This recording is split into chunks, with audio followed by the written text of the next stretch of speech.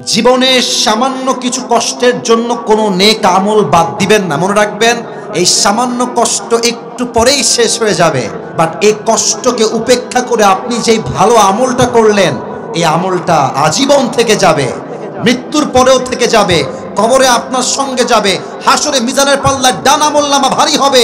এই ভালো আমলটা একদিন আপনাকে জান্নাতের সুউচ্চ মাকামে পৌঁছে দিবে। ঠিক কিনা বলেন? জীবনে সামান্য শান্তির জন্য গুনাহের কাজ করবেন না, আর জীবনের সামান্য কষ্টের জন্য কোনো নেক আমল ছাড়বেন না। বুঝেন? এদিকে তাকান। এটা কি গরমকাল না শীতকাল? আপনারা কথা না বললে তো ওয়াজ হবে না। গরমকাল না শীতকাল? শীতকালে ভোর রাতে উঠতে খুব কষ্ট হয় না? কষ্ট হয়, ঠান্ডা লাগে, তাহাজ্জুদ পড়তে মনে চায় না, ঠান্ডা পানি দিয়ে উজু করতে মনে চায় না। প্লিজ একটু বোঝেন, এই 10টা মিনিট কষ্ট করে উঠে যান, উজু করে নেন, কষ্ট কিন্তু দূর হয়ে যাবে। কিন্তু 10টা মিনিট যে আপনি স্যাক্রিফাইস করে ফজরের নামাজটা পড়লেন, তাহাজ্জুদটা পড়লেন, এই আমলটা আজীবন আপনার জীবনের সঙ্গী হয়ে যাবে। ঠিক কিনা বলে? সামান্য কষ্টের জন্য নেক আমল ছাড়বেন না, আর সামান্য শান্তির জন্য কোনো গুনাহের পথে পা বাড়াবেন না। আল্লাহ তৌফিক দান করুন। মন খুলে পড়ুন আমিন। 2 নাম্বার কথা, বিশেষ করে আমার কলিজার টুকরা যুবক ভাইদের জন্য, please listen to me with full concentration. মনোযোগ দিয়ে কথাগুলো শুনবা। ড্রিম বিগ, স্বপ্নকে বড় করো। স্বপ্ন ছোট হলে তুই মানুষটাও ছোট হয়ে যাবা। মাথায় রাখবা, মানুষের পরিচয় তার বাড়ি দিয়ে নয়, তার গাড়ি দিয়ে নয়, মানুষের পরিচয় তার স্বপ্নের মাধ্যমে। তোমার স্বপ্ন যত বড়, তুই মানুষটাও তত বড়। ঠিক কিনা বলে? আর স্বপ্ন যখন অনেক বড় হবে, ধাক্কা তত বড় খাবা। স্বপ্ন যত বড় হবে, জীবনে ছ্যাক তত বেশি খাবা। মাঝে মাঝে মনে হবে যে এত বড় বিপদ আমার সামনে চলে আসছে, আমি হয়তো আগামীতে বাড়তেই পারবো না। যত বড় ধাক্কা খাবা, আবার ঘুরে দাঁড়াও, সামনে এগিয়ে যাও, আল্লাহর উপর ভরসা রাখো। তোমার ভরসা আল্লাহর উপরে হবে, তোমার স্বপ্ন আল্লাহ নিজেই পূরণ করে দিবে। ঠিক কিনা বলেন? আরেকটা কথা মাথায় রাখবেন, খুব দিল থেকে শুনবেন। মাত্র আর 1 মিনিট কথা বলবো, বলেই আমার কথা আমি শেষ করব। এই চ্যাপ্টারে খুব ভালো করে বুঝবেন, যখনই আপনি আপনার স্বপ্নকে পূরণ করবার জন্য কাজ করবেন, কখনো এইটা ভাববেন না যে যদি আমি হেরে যাই তবে আমার কি হবে। অলওয়েজ ভাববেন, যদি আমি জিতে যাই তবে আমার কি হবে। কারণ আপনি যদি কাজ শুরু করার পূর্বে হেরে যাওয়ার চিন্তা করেন, আপনার স্বপ্ন থেকে আপনি পিছু পা হয়ে যাবেন। যদি আপনি আগেই ভাবেন যে আমি জিতেই ছাড়বো, এই যুদ্ধ আমার জীবনের যুদ্ধ, আমাকে এই যুদ্ধে সফল হতেই হবে, আমাকে জিততেই হবে, এই মাইন্ডসেট তৈরি হলে পৃথিবীর কোনো শক্তি আপনাকে বাধা দিয়ে আটকাইতে পারবে না। ঠিক কিনা বলেন?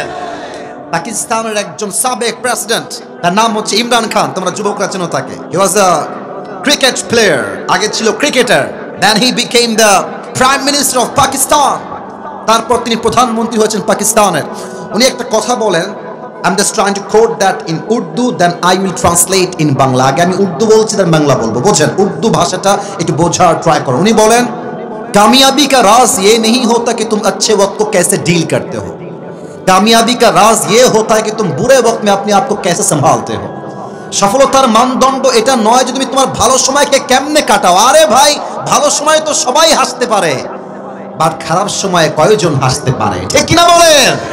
যে তার খারাপ সময়কে মেইনটেইন করতে পারে, সেই তার জীবনের সবচাইতে সফলতার চূড়ান্ত পর্যায়ে পৌঁছাতে পারে। ঠিক কিনা বলেন? 2 নাম্বার কথা, স্বপ্ন বড় দেখো। দিনাজপুরের ছেলে মানে যে আমি কিছু করতে পারবো না, ইটস নট লাইক দ্যাট। স্বপ্ন হবে আমার বড়, দিনাজপুর নয়, রংপুর নয়, গোটা বিশ্বকে আমি জয় করতে পারবো যুবক ভাইরা। ঠিক কিনা? 3 নাম্বার কথা বলে আমি আমার ভূমিকার কথা শেষ করতে চাই। 3 নাম্বার কথা একদম এক বাক্যে শেষ করে ফেলছি। কাউকে আলগা পিরিত করে বিশ্বাস করতে যাবেন না। বিশ্বাস যত বড়, বাস তত বড়। আপনি যাকে যত বিশ্বাস করবেন, দেখবেন সে আপনাকে তত বড় বাস দিয়ে বিদায় হয়ে যাবে। ঠিক কিনা বলেন? এজন্য আমি বলি অলওয়েজ, যে বিশ্বাসের যোগ্য সে ভালোবাসার যোগ্য, আর যে বিশ্বাসের যোগ্য নয় সে ভালোবাসার যোগ্য নয়। আল্লাহ তাআলা আমাদের সবাইকে এই কথাগুলো মানা, বোঝা এবং আমল করার তৌফিক দান করুন। সকলেই আমরা দিল খুলে পড়ছি আমিন। আজ আলোচনার সেন্ট্রাল থিম বা সাবজেক্ট ম্যাটার হচ্ছে the life of hair after. আজকে আমাদের আলোচনার মূল বিষয়বস্তু হচ্ছে পরকালের জীবন। দিনাজপুরের ভাইরা বলেন সবাই, দুনিয়ার জীবন না পরকালের জীবন? আমার সাথে কথা না বললে আমি আবার ওয়াজ করতে পারি না, আমার একটা বাজে স্বভাব। আমি চাই আপনাদের কথা হবে এত জোরে, এটা কালকে ফেসবুকে আপলোড যাবে, কালকে ইউটিউবে আপলোড যাবে, পার্বতীপুরের সাউন্ড হবে এমন, প্রত্যেকটা জেলার মানুষ বলতে বাধ্য হবে, আরে দিনাজপুরের সন্তান বিড়ালের বাচ্চা নয়, সব সিংহের বাচ্চাগুলো আমার সামনে বসছিল। এরা বলেন সবাই, দুনিয়ার জীবন না পরকালের জীবন? পরকালের জীবন। কিছু ইমানের প্রশ্ন করছি, you have to answer me very loudly, জবান খুলে উত্তর দিবেন আমার দিনাজপুরের ভাইরা। এখন যে আমরা জীবিত মাহফিলে এসেছি, জীবিত যে ফিরেই যাব বাসায়, do you have any guarantee about it? কোন গ্যারান্টি কি আপনার আছে? নাই। কুল্লু নাফসিন যায়িকাতুল মাউত, everyone has to take the test of death. প্রতিটা মানুষকে মৃত্যুর স্বাদ গ্রহণ করাবে একজন। আওয়াজ দিয়ে বলেন সবাই, তিনি কে? That means all the Muslims in this world, we all believe that there will be a final hour bringing the end to this world's life, and there will be a last day. After that there will be no other day. আমরা বিশ্বাস করি আমাদের এই জীবনটাই আসল জীবন নয়, এই মুহূর্তটাই আমার জীবনের আসল মুহূর্ত নয়। একটা মুহূর্ত হবে এমন, হঠাৎ করে মালাকুল মওত আমার সামনে দাঁড়িয়ে যাবে, পুরো জীবনের খেলাটা এক মুহূর্তে ধূলিসাৎ হয়ে যাবে। ঠিক কিনা বলেন? 2 নম্বর প্রশ্ন করছি, একটু বুঝে উত্তর দিবেন, না বুঝলে বলবেন না প্লিজ, একটু বুঝে উত্তর দেন। দুনিয়ার জীবন কি বেশি উত্তম দিনাজপুরের ভাইরা, না আখিরাতের জীবন বেশি উত্তম? ওই দিক থেকে আমি উত্তর পাচ্ছি, I am so sorry brothers, একটু উত্তর জোরে দেন। দুনিয়ার জীবন কি বেশি উত্তম না আখিরাতের জীবন বেশি উত্তম? ওয়ালাল আখিরাতু খায়রুল লাকা মিনাল উলা। আল্লাহ তাআলা বলছেন, এই দুনিয়ার জীবনটা আসল জীবন নয়, এই দুনিয়ার জীবনটা উত্তম জীবন নয়। আমি আল্লাহ রাব্বুল আলামিন এই দুনিয়ার জীবনের চাইতে আখিরাতের জীবনকে হাজার হাজার গুণ বেশি উত্তম করে বানিয়েছি। কোন সুবহানাল্লাহ। এবার আমার দিকে সবাই তাকান তো দেখি, আমার চেহারা দেখেন, আমার হাত দেখেন, আমার বডি দেখেন। আপনার কি মনে হয় আমার বয়স কত হতে পারে? 25, 30, 27, exactly, you know, like that. আমি আমার এক্স্যাক্ট বয়স বলবো না যে কত আসলে, বাট কাছাকাছি এটাই। তো আমার প্রিয় ভাইয়ারা, আমার বয়স হয়তো বা 30-এর কাছাকাছি হবে, 25-এর উপরে। আপনার মোটামুটি 50। এখানে 70 বছর বয়স কোনো মুরব্বী কি আব্বাজান আছেন? 70-এর বয়স কাছাকাছি, 70-এর কাছাকাছি। এই যে আমার আব্বাজান, মাশাআল্লাহ, হাত তুলেছে, হাত নামান আব্বাজান। আমি যেটা বলতে চাই এটার জন্যই মূলত প্রশ্নটা করলাম, এটা আমি কোরআন থেকেই বলবো। 70 বছরের জীবন, 80 বছরের জীবন, আগে বলুন তো দুনিয়ার জীবন কি বেশি লম্বা না আখিরাতের জীবন বেশি লম্বা? কত লম্বা একটা এক্সাম্পল দিব কোরআন থেকে, জাস্ট একটা, just want to make you realise how much long time it is. কতটা লম্বা সময় হবে আখিরাতের জীবন। কোরআনুল কারীমের 30 নম্বর পারা, সূরাতুন নাজিআতের সর্বশেষ আয়াত, আল্লাহ তাআলা বলছেন, কান্নাহুম ইয়াওমা ইয়ারাউনাহা লাম ইয়ালবাসু ইল্লা আশিয়াতান আও দুহাহা। 80 বছরের মুরব্বী যেই দিন মারা যাবে, 70 বছরের মুরব্বী যেই দিন মারা যাবে, পরকালের জীবনটা যেই দিন শুরু হয়ে যাবে, মুরব্বী ডাক দিয়ে বলবে, আল্লাহ, এই পরকালের জীবনটা এত লম্বা, কবরের জীবনটা এত লম্বা, আমার কাছে আজ মনে হচ্ছে 80 বছরের জীবনটা দুনিয়াতে একটা সকাল কিংবা একটা সন্ধ্যার মতো ছিল। আল্লাহু আকবার। 80 বছরের জীবন একটা সকাল কিংবা একটা সন্ধ্যা মনে হবে। Could you imagine how much long time it is? কতটা লম্বা সময় হবে? 80 বছরের জীবন একটা সকাল মনে হবে। আল্লাহু আকবার, কতটা লম্বা সময়। এবার সবাই আপনাদের 2টা চোখ বন্ধ করেন 5 সেকেন্ডের জন্য। দাঁড়িয়ে থাকা ভাইয়েরা, বসে থাকা ভাইয়েরা, এর কারণ আমি আজকে ওয়াজটা বোঝাতে চাই যে পরকালের জীবনটা শুরু হবে কেমনে, কবরের জীবনটা হাউ ইট উইল স্টার্ট, শুরু হবে কেমনে, মালাকুল মওত আপনার সামনে আসবে কেমনে, আপনার কবরের জীবনের প্রথমে শুরু হবে কেমন করে, আপনি রবের সামনে দাঁড়াবেন কেমন করে, হিসাব হবে কেমন করে, জান্নাতে যাবেন কেমন করে, জাহান্নামে ঢুকবেন কেন কেন? আমি পুরোটা আপনাকে ব্যাখ্যা সহ কোরআন থেকে হাদিস থেকে বলতে চাই, from beginning to the last, শুরু থেকে নিয়ে শেষ পর্যন্ত সবাই। এইবার আমিও বন্ধ করব, আপনিও আব্বাজান যুবক ভাইরা বন্ধ করবেন চোখটা, জাস্ট ফর 5 সেকেন্ডস, 5 সেকেন্ডের জন্য বন্ধ করে নিজেকে একটা অনুভূতির জগতে নিয়ে আসেন সবাই। আমি 1 থেকে 5 গুনছি, আমার চোখটা এখন বন্ধ আছে, কেউ বেইমানি করবেন না, চোখটা বন্ধ রাখেন। ওয়াজ শুনতে আপনার মনোযোগ বেড়ে যাবে আজকে। আমি 5 গুনছি, 1 2 3 4 5। প্লিজ চোখ খোলেন, আমি যা বলি বোঝার ট্রাই করেন। এখন আমরা আছি দিনাজপুরের পার্বতীপুরের ছোট্ট একটা গ্রামের ছোট্ট একটা মাঠে বসে আছি।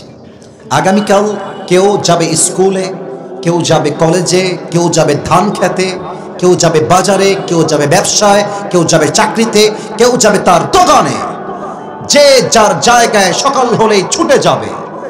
আচ্ছা, এই যে দিনাজপুরের যে হাইওয়ে রোডটা আছে, রংপুরে আমরা যাই, ঠাকুরগাঁও হয়ে আমরা যাই, বুঝে বলবেন, এই যে হাইওয়ে রোডে যে বাসগুলো চলে, হানিফ, দেশ ট্রাভেলস, ন্যাশনাল, গ্রামীণ, গ্রিন লাইন, বড় বড় ট্রাক যেগুলো চলে হাইওয়ে রোডে, বিশ্ব রোডে, বাইপাস রোডে, দিনাজপুরের পার্বতীপুরের ভাইরা, এগুলো কি আস্তে যায় না খুব জোরে যায়?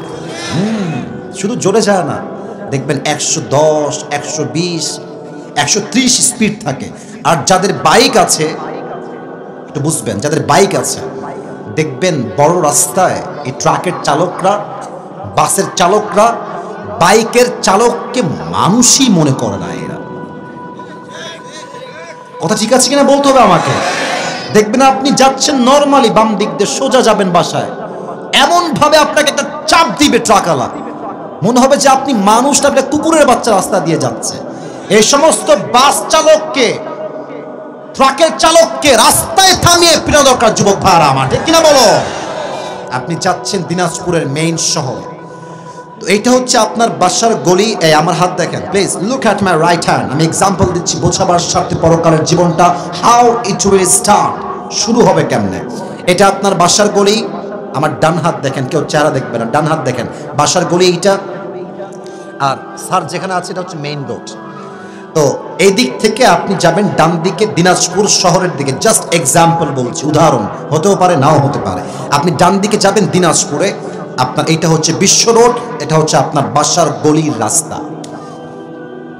জাস্ট বাইকটা নিয়ে বিশ্ব রোডে উঠে আপনি ডানে ঘুরবেন, আর এই পেছন থেকে বিশাল একটা ট্রাক, বিশাল একটা বাস এসে আপনার বাইকে, সিএনজিতে, অটোতে এমন জোরে একটা ধাক্কা দিয়েছে, সাডেনলি হঠাৎ করে একটা ধাক্কায় আপনি মানুষটা উড়ে গিয়ে 14 হাত দূরে গিয়ে পড়েছে। আর যখন পড়েছেন, কেমনে পড়েছেন, এখান থেকে শুরু করে নিয়ে এমনে উড়ে গিয়ে আপনার এই কপালটা, যেই ঢালাও করা রাস্তার পিচ, ঠাস করে একটা বাড়ি লেগেছে।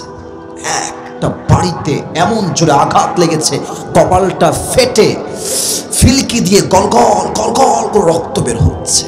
আর দিনাজপুরের সব লোক বাঁচাও বাঁচাও বাঁচাও, একটা বড় একটা দুর্ঘটনা হয়ে গেছে, দৌড় দাও সবাই। সবাই খুব দ্রুত দৌড় দিয়ে আসছে দিনাজপুরের ভাইরা, সবাই মিলে আপনাকে তুলে সঙ্গে সঙ্গে রংপুর হসপিটাল নিয়ে গিয়েছে। 24 ঘন্টা যাবত আপনার কোনো সেন্স নাই, কথা নাই, বার্তা নাই, চোখ মুখ সব বন্ধ হয়ে গেছে, অজ্ঞান হয়ে গেছেন। 24 ঘন্টা কোনো হুঁশ নাই। 24 ঘন্টা পরে চোখটা আপনি হালকা করে চোখটা খুলেছেন। আমি কোথায় আসলাম? চোখটা আপনার ঝাপসা ঝাপসা, সব দেখা যায় না, ডানেও ঝাপসা বামেও ঝাপসা, সব ঝাপসা ঝাপসা দেখা যায়। দেখছেন যে অন্ধকার, কেমন যেন ঝাপসা সব, কিন্তু আপনি টের পাচ্ছেন যে আপনি যে রুমে আছেন, রুমের উপরের সাদা, ডানের সাদা, বামের সাদা, যে বেডে শুয়ে আছেন বেডের চাদরটাও সাদা, বালিশের কভারটাও সাদা। আপনি ভাবছেন ছিলাম কোথায়, আসলাম কোথায়? একটু পরে চোখটা হালকা করে বড় করে দেখছেন যে আমি আসলাম কোথায়। দেখছেন যে সামনে একটা লম্বা গ্লাস ফিটিং করা আছে, আর গ্লাসে বড় করে রেড কালার, লাল রঙের স্টিকারে লেখা আছে, the name of this room is ICU। এই রুমের নামটা হচ্ছে ICU। দেখা দেখার সাথে সাথে আপনার কলিজা একটা টনক নড়েছে, ছিলাম কোথায়, আসলাম কোথায়, এই চিন্তা আসার সঙ্গে সঙ্গে মাথায় আসবে ছি ছি ছি ছি ছি, যৌবনটা নষ্ট করে ফেললাম, কেন সুদ খেলাম, কেন ঘুষ খেলাম, কেন আমি মেয়েদের সঙ্গে প্রেম করে যৌবনটা নষ্ট করলাম। যুবক ভাইরা ঠিক কিনা বলো? তবে সেই মুহূর্তে গিয়ে আমাদের সকলের মাঝে দুইটা ধরনের লোক হবে। এই দিক দেখেন, সবাই মিলে বলেন কয়টা? দুইটা। আচ্ছা, আমি উঠেছি 3:50, এখন বাজে 4:35, আজান হয় মনে হয় 5:15 কিংবা 20 বা 22 হয়, 20 হয়। আমার যুবক ভাইরা, মুরব্বীরা, আজকের ওয়াজ শুধুমাত্র টাইম দেখে শুনলে হবে না, কলিজার থেকে ওয়াজগুলো শুনতে হবে, ঠিক কিনা বলেন? আর যদি মুরব্বী এই যে আমার নীল মুরব্বী আব্বাজান, না না আব্বাজান, একজনের কাজ থাকলে ঠিক আছে, উনি যান, বাট এইদিকে তাকান, কেউ যদি ওয়াজের মাঝে উঠে যায় ও লুঙ্গি টাইনা ধরে বসাই দিবেন, তবে খুলে যেন না যায়, নরমালি টান দিবেন। খবরদার, আজকের মাহফিল কবে আবার হবে আমরা জানি না, বাট আজকের মাহফিল হবে এমন মাহফিল যেটা আমাদের হেদায়েতের ওসিলা হয়ে কাজ করে। যুবক ভাইরা ঠিক কিনা বলো? দুই ধরনের মানুষ হবে সেই দিন। এক, first of all the people those who perform the সালাহ, এক হচ্ছে নামাজি বান্দার মরণ হবে, আর এক হচ্ছে বেনামাজি বান্দার মরণ হবে। এখানে অনেকে আসছেন আসরের নামাজটা পড়েন নাই, আবার অনেকে মাহফিল থেকে যাবেন মাগরিবটাও পড়বেন না, এরকম লোক মাহফিলে আছে। ইভেন অনেক লোক তো আছে পুরো শীতকালে একটা দিনও ফজরের নামাজটা জামাতে পড়তে চায় না, ঠিক কিনা বলে? নামাজি বান্দার সামনে যখন মালাকুল মউত আসবে, তার দেহের রং হবে সাদা, ধবধবে সাদা। আমার এই জুব্বা হচ্ছে কিছুটা ব্ল্যাক কালার, বাট তার জামার রং হবে সাদা ধবধবে। যুবক, এই দেখেন আপনার সামনে আসবে, তার চেহারা একটা মুচকি হাসি থাকবে, এসে বলবে, এই নামাজি বান্দা, ইয়া আইয়াতুহান নাফসুল মুতমাইন্না উখরুজি ইলা মাগফিরাতিল্লাহি ওয়া রিজওয়ানি, এই নামাজি মুরব্বি, এই নামাজি যুবক, টেনশন নাই, আসো, বের হয়ে আসো, আল্লাহর জান্নাত তোমার অপেক্ষায় আছে। না সুবহানাল্লাহ, দিনাজপুরে হয় নাই, পরে সবাই সুবহানাল্লাহ। এবার আমার হাত দেখেন তো, আমার হাতে এইটার নাম কি? টিস্যু। এটা কি গোল না চারকোনা? নামাজি বান্দার রূহ কত দামি। সেকেন্ড হাদিস, কাফাম মিন আকফানিল জান্নাহ ওয়া হানুত মিন হানুতিল জান্নাহ, এটাকে ভাবেন একটা রুমাল। আল্লাহ তাআলা বলছেন, নামাজি বান্দার রূহকে কবজ করবার জন্য আমি আল্লাহ তাআলা জান্নাত থেকে একটা লাল রঙের রেশমি রুমালের কাপড় পাঠাবো তার রূহটাকে জাস্ট রাখার জন্য। মালাকুল মউত যাবে, রূহটা বের করবে, সুন্দর করে এই প্যাকেটে, রুমালে প্যাকেট করবে। কাফাম মিন আকফানিল জান্নাহ ওয়া হানুত মিন হানুতিল জান্নাহ, এই রুমালটাকে নিয়ে মালাকুল মউত ইল্লিয়িন তথা আপনার রূহকে জান্নাতের ঠিকানায় এসে পৌঁছায় দিবেন। এই সুবহানাল্লাহ পড়লে তো ওয়াজটা ভালো হবে না, পরে সবাই দিল থেকে সুবহানাল্লাহ। আরে ভাই, একবার সুবহানাল্লাহ পড়বেন, জান্নাতে একটা গাছের মালিক হয়ে যাবে। এই যে একটা গাছের মালিক হয়ে গেছে, আরেকবার পড়েন সুবহানাল্লাহ, আরেক গাছের মালিক হয়ে গেছেন, পড়েন আরেকবার সুবহানাল্লাহ, আরেক গাছের মালিক, পড়েন সবাই সুবহানাল্লাহ। সাইদি সাহেব বলতেন যে, আরে ভাই খালি পড়বেন সুবহানাল্লাহ, খালি পড়বেন আলহামদুলিল্লাহ, খালি পড়বেন লা ইলাহা ইল্লাল্লাহ, খালি পড়বেন আল্লাহু আকবার।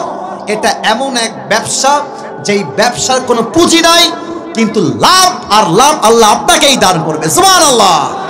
এটা হচ্ছে নামাজি বান্দার মরণ। এবার যারা বেনামাজি আছেন আমার দিকে তাকান, বেনামাজির মৃত্যু হবে বড্ড ভয়ঙ্কর। এই বসো, এখন সেলফি তো দেখেন, কত বেলাজা দেখেন, এক থাপ্পড় দিবা একেবারে।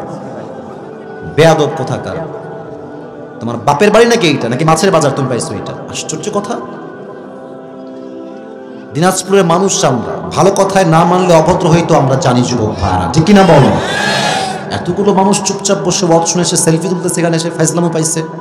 খবরদার, লাস্ট ওয়ার্নিং ফর এভরিওয়ান, কোনো বেয়াদবি চলবে না এখানে। প্রত্যেকটা মুরব্বী আদবের সঙ্গে বসে আছে, প্রত্যেকটা যুবক আদবের সঙ্গে বসে আছে, এটাই প্রমাণ। দিনাজপুরের মাটি, পার্বতীপুরের মাটি সব কোরআনের ঘাটে যুবক ভাইরা আমার, ঠিক কিনা বলো? খবরদার, কোনো বেয়াদবি করবেন না। বেনামাজি বান্দার সামনে যখন মালাকুল মউত আসবে, তার দেহের রং হবে নীল, আবারও বলছি নীল। আর জামা হবে ব্ল্যাক, তার পা থাকবে একটা জমিনে, মাথা থাকবে আকাশ, বিশাল লম্বা দেহ। মালাকুল মউতের এই ভয়ঙ্কর চেহারা দেখে বেনামাজি মুরব্বী, বেনামাজি যুবক, বেনামাজি মা, বেনামাজি বোন, মালাকুল মউতের এই ভয়ঙ্কর চেহারা দেখে তার দেহে একটা কম্পন তৈরি হয়ে যাবে। এই দেহটা থরথর থরথর করে কাঁপবে। তার রূহটা একবার ডান দিকে দৌড় দিবে, আরেকবার বের হয়ে বাম দিকে দৌড় দিবে, আরেকবার পেছনের দিকে দৌড় দিবে। হায় হায়, মালাকুল মউত বলবে, ইয়া আইয়াতুহান নাফসুল খাবিসা উখরুজি ইলা আযাবিল্লাহ। এই বেনামাজি বান্দার রূহটা বের হয়ে আয়। বের হতে চাইবে না, থরথর থরথর করে কাঁপবে। এট দ্য সেম টাইম মালাকুল মউত তার বাম হাত, look at my left hand, বাম হাত দেখেন, মালাকুল মউত তার হাতটা এমনে বেনামাজি রূহের দিকে এক থাবা দিবে। এক থাবা দিয়ে বেনামাজি রূহকে শক্ত করে ধরবে, এমনি টেনে হিচড়ে বেনামাজি রূহকে ছিঁড়ে বের করবে। হাদিসে আসছে, একটা জীবিত ছাগলকে যাবেহ না করে তার চামড়া কেউ যদি চাকু দিয়ে টেনে হিচড়ে ছিঁড়ে ফেলে, ওই ছাগলটার যে পরিমাণ কষ্ট হয়, বেনামাজি বান্দার রূহকে তার চাইতে 70 গুণ বেশি কষ্ট দিয়ে বের করা হবে। বলেন সবাই নাউজুবিল্লাহ। আল্লাহ, আমি তোমার কাছে দিল থেকে দোয়া করছি, আল্লাহ আমাদের সবাইকে তুমি মৃত্যুর কষ্ট থেকে বাঁচাই দিও। সকলে পড়ে আমিন। মৃত্যুর পরে আপনার লাশ দাফন হবে কবরে। এবার প্রশ্ন করছি, ভুল ভাল উত্তর দিবেন অনেকে আমি জানি, আগে একটু ভেবে নেন যে কি উত্তর দিবেন। কবরে মোট প্রশ্ন হবে কয়টা? 4টা। মাশাআল্লাহ, you got the right point, that was the right answer, মাশাআল্লাহ। 3টা নয়, অনেকে হয়তো নতুন শুনেন আজকে আমি জানি, বাট আমি আপনাকে বলে দিব, সমস্যা নাই। 4টা প্রশ্ন হবে কবরে, আমি বলছি আপনার উত্তর দিবেন। প্রথম প্রশ্ন দিল থেকে বলবেন, মার রব্বুক, আমাদের রব আল্লাহ। আস্তে হয়ে গেছে, আমাদের রব আল্লাহ। আমাদের রব আল্লাহ, আমার রব, এই রবি আমার সব, দমে দমে তনু মনে তারি অনুভব। সুবহানাল্লাহ সবাই। তোমার দুনিয়াতে আমি যেদিকে তাকাই, অথই নেয়ামতে ডুবে আছি সবাই। পাখ পাখালির কণ্ঠে শুনি তাসবিহ কল রব, তাসবিহ কল রব। আল্লাহ আমার রব, এই রবি আমার সব। রবকে Number one question you will be asked about on this matter, and that is, who is your Lord? Mar Rabbuk, তোমার রবকে। আমরা বলবো আমাদের রব এক সত্তা, তিনি কে? 2 নাম্বার, ওয়ামান নাবিয়ুক। আই নো যে আপনারা সবাই জানেন উত্তরগুলো কি হবে, জাস্ট ইমানের প্রশ্ন। ওয়ামান নাবিয়ুক তারিফু হাযা রাজুল, do you know this person, who is he? তুমি কি এই মানুষটাকে চেনো? এই মানুষটা কে হয় তোমার? আমরা বলবো, হাদা নবিয়ুনা মুহাম্মাদুর রাসূলুল্লাহ সাল্লাল্লাহু আলাইহি ওয়াসাল্লাম। তবে হ্যাঁ, সবাই উত্তর করতে পারবেন না, এটা বুঝে শুনবেন ভাইরা, আপনাদের পায়ে হাত, বুঝে বুঝবেন। আমার কালকে পরীক্ষা আছে, আমি একটা পেপার নিলাম, পড়লাম যে এই এই এই এই উত্তর ব্রেইনে আছে, লিখে ফেলবো। কবরের প্রশ্ন ব্রেন দিয়ে হবে না। আমি আবারও বলছি, কবরের প্রশ্ন ব্রেন দিয়ে হবে না, কবরের প্রশ্ন হবে বেসড অন ইউর আমল। যদি ঈমান ঠিক থাকে, আমল ঠিক থাকে, প্রত্যেকটা উত্তরই সহজ হয়ে যাবে। ঠিক কি না বলেন? আমার মুখে যেটা আমি ধরে আছি এখন, এটা কি? বামের ভাইরা বলে নাই, বোঝে নাই মনে হয়, এটা কি ভাই? আমার মুরব্বীরা, যুবক ভাইরা বলেন তো আমার দিকে তাকায়, আমার দাড়ি রেখে আমাকে কি আনস্মার্ট বা খ্যাত লাগতেছে? আমাকে কি অসুন্দর লাগতেছে? কিছু মেয়ে আছে আজকাল দাড়ি দেখলে এদের গায়ে একটু চুলকায়, দাড়িওয়ালা ছেলেকেরা বিয়ে করতে চায় না। বেটা, তোমার কথা হবে স্পষ্ট কথা, আমাকে যে দাড়ি রেখে বিয়ে করতে চায় না, সে আমার বউ হওয়ার যোগ্যতায় রাখে না। আমাকে যে নবীর সুন্নাহের দাড়ি দেখে বিয়ে করতে চাইবে, সেই তো আমার বাড়ির বউ হওয়ার যোগ্যতা রাখে। ঠিক কিনা বলো? বলেন তো, আমার নবীর মুখে দাড়ি ছিল কি ছিল না? আমার নবীর মতো সুন্দর কে এই তল্লাটে দ্বিতীয় আর কেউ হতে পারে? যাদের চেয়ে সুন্দর তুমি, নবী আমার কামলিওয়ালা, দো জাহানের বাদশা তুমি, প্যারা নবী সাল্লে আলা। দো জাহানের বাদশা তুমি, প্যারা নবী সাল্লে আলা। যাদের চেয়ে সুন্দর তুমি, নবী আমার কামলিওয়ালা। সুবহানাল্লাহ। 3 নাম্বার প্রশ্ন উত্তর দেন, ওয়ামা দীনুক, what is the name of your religion? আমাদের ধর্মের নাম। আরে গৌরবের সঙ্গে কম নিয়ে, আমাদের ধর্মের নাম। প্রশ্ন উত্তর হয়ে গেল মোট কয়টা? এবার আসেন 4 নাম্বার। ফেরেশতা বলবে, আরে এই তুমি কে গো, এত উত্তর তুমি দিয়ে দিলা?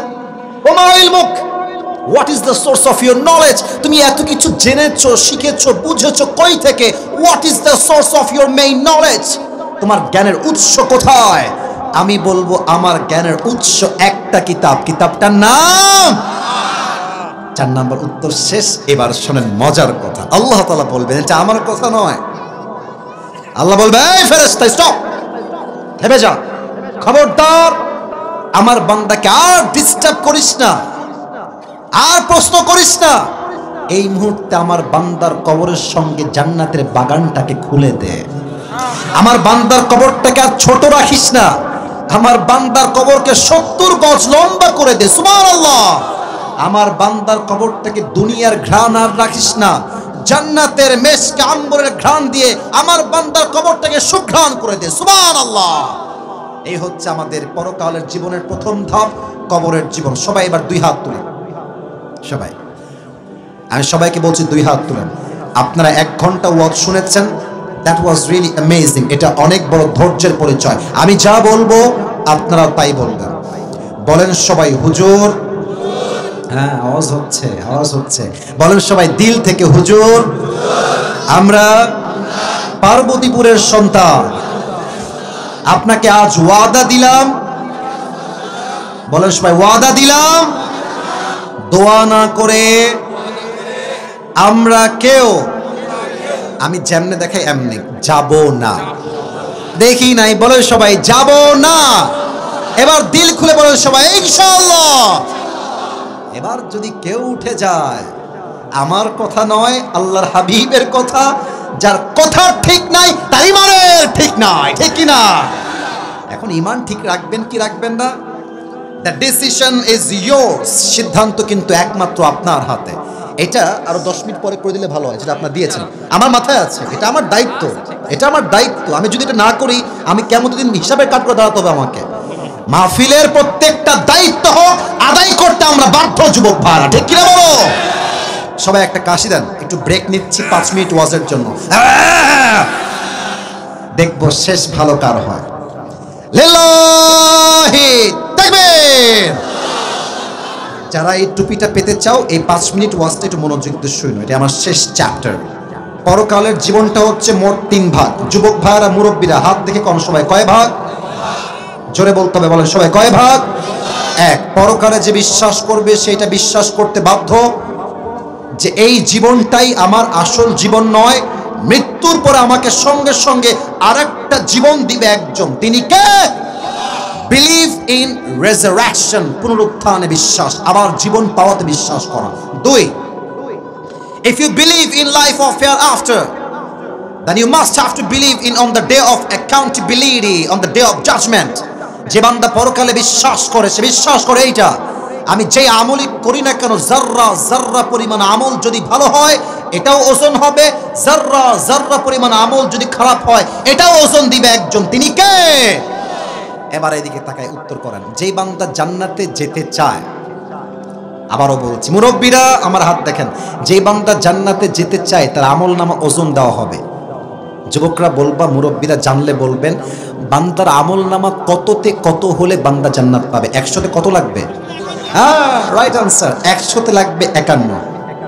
একজন বান্দা কিয়ামতের দিন দাঁড়াবে, আল্লাহ বলবে, এই এর আমল নামা ওজন দাও, দেখো এই কি জাহান্নামী না জান্নাতি। তারাজু মিজান, পাল্লা ওঠানো হবে, ডান আমল বাম আমল ওঠানো হবে। দেখবে যে অবাক করা একটা বিষয়, বান্দার ডান আমলও 50, বাম আমলও 50, 50-50, সমান সমান, ইকুয়াল। এখন এই বান্দা যদি জান্নাতে যেতে চায়, বুঝে থাকলে বলেন তো সবাই, আমল লাগে আর কয়টা? হ্যাঁ, বলেন সবাই কয়টা? একটা আমল হলেই সে জান্নাতি। ওই বলবে, আরে কোনো টেনশন নাই, বাপ তো আমার এখানেই আছে, আমার আব্বা আমাকে একটা আমল আজকে এমনি দিয়ে দিবে। আব্বা, কেউ হাসবেন না, এটা মোটেও হাসির কথা নয়, ভয়ঙ্কর কথা এটা। আব্বা, আমার আমল নামা ওজন হয়েছে তো আব্বা, তো এটাও 50 এটাও 50, তুমি আমাকে একটা আমল দিলে আমি জান্নাতি হয়ে যাব। আব্বা বলবে তুমি কে, তুমি কে, কই থেকে আসছো, কিসের বাবা, কিসের ছেলে, আমার তো দুনিয়ায় কোনো সন্তানই ছিল না, বের হয়ে যাও, খরচ, গো আউট ফ্রম হিয়ার, বের হও, গেট আউট, গেট আউট। অবাক হয়ে যাবে, একটা আমল চাইছি আব্বার কাছে, আব্বা তো দিলই না, ছেলের পরিচয় দিল না আব্বা। ভাববে ঠিক আছে, বাপ তো দেয়নি, আমার মা আমাকে দিবে, মা তোমাকে অনেক ভালোবাসে, মা আমাকে না করবে না, আম্মা একটা আমল হলেই আম্মা আমি জান্নাতি, একটা আমল আমাকে দিবেন না আম্মা? মা বলবে তুই কে, কিসের মা, কিসের ছেলে, আমি তো মাই নই, আমার তো ছেলেই ছিল না, বের হয়ে যাবে না, বের হয়ে যা। এটা তো আমার কথা নয়, আপনি আমার কথা অস্বীকার করবেন, আল্লাহর কথা কেমনে অস্বীকার করবেন? ইয়াউমা ইয়াফিরুল মারউ মিন আখিহি ওয়া উম্মিহি ওয়া আবিহি, ভাই তার ভাইকে চিনবে না, মা তার সন্তানকে চিনবে না, বাপ তার সন্তানকে চিনবে না। বড় ভয়ঙ্কর দিন হবে সেই দিন। বাপও দিবে না, মাও দিবে না, ভাইও দিবে না, বউ দিবে না, বাচ্চাও দিবে না, just a matter of on days, একটা আমল কেউ দিবে না। হতাশ হয়ে যাবে, এমনি দুই হাঁটু তুলে দিয়ে, এমনি দুই হাত দিয়ে চুপচাপ হেলান দিয়ে হতাশ হয়ে বসে থাকবে। একজন যুবক এসে বলবে, ভাইজান আপনার কি হয়েছে, আপনি এত হতাশ কেন, কি দরকার আপনার? যেই যুবকের মাত্র একটা আমল দরকার, ওই যুবক ডাক দিয়ে বল, ভাই তুমি কে? আজ আমার বাপ চেনে নাই, মা চেনে নাই, কেউ তো আমাকে চিনে নাই, তুমি কে? You can't help me man, get out, তুমি তো আমাকে হেল্প করতে পারবে না, বের হয়ে যাও, আমার কারো হেল্প দরকার নাই। বলছে আরে ভাই বলবেন তো কি লাগবে আপনার, হতে পারে আমিও তো আপনাকে হেল্প করতে পারি। অনেক জোর করার পরে বলবে, আচ্ছা ভাই আমার সমস্যা কি জানেন, আমার আমলটা না 50-50 হয়ে গেছে, একটা আমল হলেই আজকে আমি জান্নাতে যেতে পারবো, কিন্তু বাপ মা কেউ আমাকে দেয় না। ওই ছেলে বলবে যে ভাই ওই একটা আমল আজকে আমি আপনাকে দান করব। আপনি দিবেন ভাই সত্যি? বলছে আরে দিব, আপনি নিবেন কি তাই বলেন। বলছে দেন দেন। একটা আমল নিয়ে সোজা রবের কাছে দৌড় দিবে, আল্লাহ আমি আমার একটা আমল পেয়ে গিয়েছি, আমাকে জান্নাত দান করো। আল্লাহ বলবে এই কিরে তোকে একটা আমল কে দিল? আচ্ছা আল্লাহ কি জানে না? আল্লাহ কি দেখে না? আল্লাহ কি বোঝে না? এই তোকে একটা আমল কে দিয়েছে রে? বলবে হাদা আখি, this is my brother who has given me this on this, এই তো আমার ভাই, সে আমাকে একটা আমল দান করেছে। আল্লাহ বলবে এই কিরে তেরা দিমাগ তো ঠিক है, doesn't make any sense, তোর মাথা হুঁশ আছে তো? বাপ আমল দেয় না, মা দেয় না, বউ দেয় না, বাচ্চা দেয় না, কেউ দেয় না, তুই একটা আমল কেন দিলি কিয়ামতের কঠিন ময়দানে? বলবে আল্লাহ আমি কি বলবো, আমার কাছে আমল আছেই মাত্র একটা, আছেই একটা, ও থাকলেও আমি জাহান্নামী, না থাকলেও আমি জাহান্নামী। তা আমি ভাবলাম একটা আমল দিয়ে যদি আমার ভাই জান্নাতি হয়ে যায়, এইটা দান করতে আমার দোষ কোথায়? আমি আল্লাহর রাস্তায় একটা আমল দান করে দিয়েছি। আল্লাহ বলবে তুমি আমার চাইতে বেশি দয়াময় হতে চাও, তুমি আমার চাইতে বেশি মায়াময় হবার? না না, আনার রহমান আনার রহিম, I am the most merciful, I am the most gracious, I am the most kindful Lord, আমার মতো দয়াময় মায়াময় প্রভু আর কেউ হতে পারে না। তুমি যে একটা আমল পেয়েছো, তুমি একা জান্নাতে যেও না, যে তোমাকে একটা আমল আজকে দান করেছে তুমিও জান্নাতে যাও, তোমার ভাইকে নিয়ে একসঙ্গে তোমরা দুইজন জান্নাতে প্রবেশ করো। একসাথে লাগবে 51। আউয়ালু মা ইউহাসাবু বিহিল আবদু ইয়াউমাল কিয়ামাতি আস-সালাহ, আর কিয়ামতের সেই কঠিন হিসাবের দিবসে একটা আমল সম্পর্কে প্রথম হিসাব হবে, and that is called সালাহ। প্রথম হিসাবটাই হবে নামাজ নামাজ নামাজ, ঠিক কিনা বলেন? মিজানুর রহমান আজহারির নাম তো শুনছেন আপনারা সবাই, শুনে না এরকম বাংলাদেশে কোনো লোকই নাই মনে হয়, সবাই শুনেছেন। আমি নামটা বলেছি কোনো মজা করার জন্য নয়, ওনার একজন নানা ছিলেন, যুবকরা তোমরা চিনবা, গোলাম সরওয়ার সাইদি হুজুর, এই তো তোমরা চেনো। উনি একটা কথা প্রায় বলতেন, জানো কি জানো তোমরা? উনি বলতেন যে নামাজ নাই যার ঈমান নাই তার, নামাজ নাই যার মুসলমান হিসেবে পরিচয় দেওয়ার কোনো যোগ্যতাই তার নাই। যুবক ভাই আমার, ঠিক কিনা বলো? নামাজ হচ্ছে মুসলমানের জীবনের সবচেয়ে বড় পরিচয়। অতএব 2 নাম্বার হবে হিসাব দিবস। 3 শেষ কথা, last and final subject in this topic, হিসাব দিবস শেষ। আমার 2 হাত দেখলে ভালো বুঝবেন। হিসাব দিবসের পরে মানুষের মাঝে 2টা দল হয়ে যাবে। কয়টা? হ্যাঁ, পেছনে আওয়াজ, সামনে আওয়াজ পাই নাই, বলেন সবাই কয়টা? এক হচ্ছে ডানপন্থী, বলেন সবাই কি পন্থী? মুরব্বীরাও বলছে, বলেন সবাই। এক হচ্ছে কি পন্থী? ডানপন্থী। আর এক হচ্ছে বামপন্থী। কোরআনে আল্লাহ তাআলা বলছেন, ফারিকুম ফিল জান্নাহ ওয়া ফারিকুম ফিস সাইর।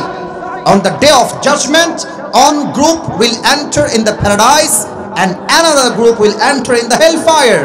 এক দল যাবে জান্নাতে, তারা হচ্ছে বামপন্থী নয় ডানপন্থী। আর এক দল যাবে জাহান্নামে, তারা ডানপন্থী নয়, তারা হচ্ছে বামপন্থী। ঠিক কিনা বলেন? শেষ হাদিস বলে ওয়াজ শেষ করছি। শেষ হাদিস, লাস্ট হাদিস। জান্নাতের যে কাতারটা হবে এটা খুব বেশি লম্বা হবে না, ছোট হবে। আল্লাহ বলবে, এই আব্দুর রহিম বের হ, এই আব্দুর রহমান বের হ, এই আব্দুল্লাহ তুমি বের হ। জান্নাতি কাতার থেকে আল্লাহ কিছু লোককে বের করে দিবে, এই তোমরা বের হও, এই তোমরা সাইডে সাইডে সাইডে সাইডে। ওরা বলবে, আল্লাহ আমরা কি জান্নাত পাবো না? আমরা তো এই দলেই ছিলাম, বের হবো কেন? আল্লাহ বলবে, তোমরা তো জান্নাত পাবা, তবে তোমরা জান্নাতে আজকে যাবা হিসাব দিয়ে নয়, বিনা হিসাবেই জান্নাতে যাবা। এরা কারা? ইন্নামা ইউওয়াফফাস সাবিরুনা আজরাহুম বিগাইরি হিসাব। Those who observe patience, they will be given their reward without measure. যারা দুনিয়াতে দুঃখে কষ্টে আপদে বিপদে অভাবে, টাকা নাই বাড়ি নাই গাড়ি নাই অর্থ নাই সম্পদ নাই অনটন, চাল নাই ডাল নাই ভাত নাই অভাব, তাও সে বলছে, আল্লাহ তুমি আমারে যেমনে রাখবা আমি তেমনেই খুশি। আমি গরিব হয়ে খুশি, আমি টিনের বাড়িতে খুশি, আমি মাটির বাড়িতে খুশি, আমি একজন রাখাল হয়ে খুশি, আমি একজন ধানের ক্ষেতের চাষি হয়ে খুশি। এই ধৈর্যশীল যে ছিল, আল্লাহ বলবে জান্নাতে যাবা ঠিক আছে, তবে আজ কোনো হিসাব হবে না, বিগাইরি হিসাব। তুমি আজকে বিনা হিসাবে জান্নাতে প্রবেশ করো। সুবহানাল্লাহ। আমি দোয়া করছি, আল্লাহ তুমি আমাদের সবাইকে সেই দিন ডানপন্থীদের কাতারে শামিল করে নিও। না আমিন না বলে দোয়া কবুল নাও হইতে পারে, পরে সবাই আমিন। আল্লাহ তুমি সেই দিন সবাইকে আমাদের বিনা হিসাবে জান্নাতে যাওয়ার তৌফিক দান করো, পড়া আমিন।